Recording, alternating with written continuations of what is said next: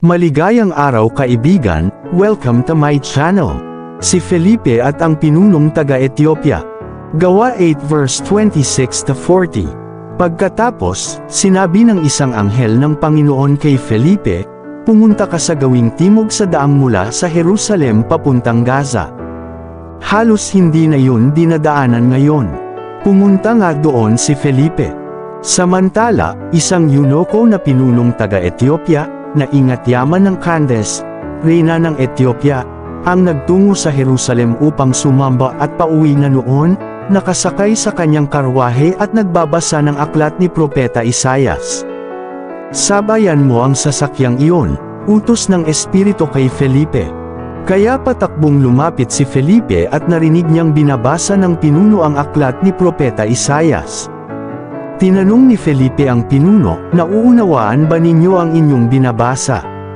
Sagot naman nito, paano ko mauunawaan ito kung walang magpapaliwanag sa akin? At si Felipe ay inanyayahan niyang sumakay sa karwahe at umupo sa kanyang tabi. Ito ang bahagi ng kasulatang binabasa niya, siya ay tulad ng isang tupang dinadala sa katayan. Tulad ng isang korderong hindi tumututol kahit nagupitan. At hindi umiimik kahit kaunti man. Siya'y hinamak at pinagkaitan ng katarungan. Walang sino mang makapagsasalaysay tungkol sa kanyang angkan, sapagkat kinitil nila ang kanyang buhay.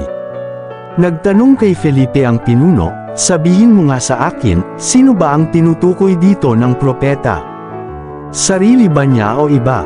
Simula sa kasulatang ito ay isinalaysay sa kanya ni Felipe ang magandang balita tungkol kay Jesus.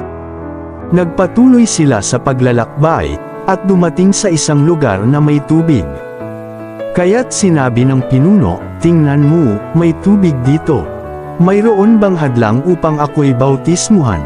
Sinabi sa kanya ni Felipe, maaari kung sumasampalataya ka ng buong puso.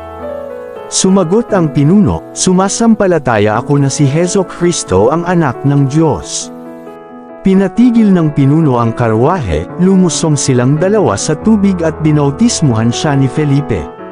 Pagkaahon nila sa tubig, si Felipe ay kinuha ng Espiritu ng Panginoon at hindi na siya nakita ng pinuno. Ang pinuno ay tuwang-tuwang nagpatuloy sa paglalakbay. Namalaya na lamang ni Felipe na siya'y nasa Azoto, mula roon, ipinangaral niya ang magandang balita tungkol kay Jesus sa lahat ng bayang dinaraanan niya hanggang sa marating niya ang Cesarea.